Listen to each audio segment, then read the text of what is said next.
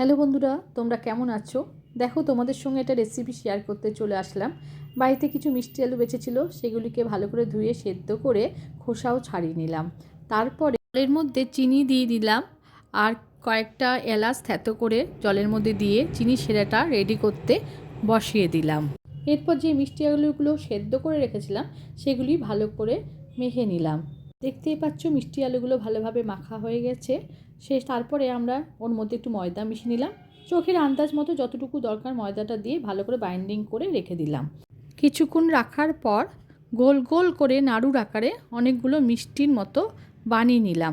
তারপরে কড়াইয়ে সাদা তেল দিলাম এবং সেই নাড়ুর আকারে যে মিষ্টিগুলো বানিয়েছিলাম সেগুলি কড়াইয়ে ভালো করে ছেড়ে দিলাম।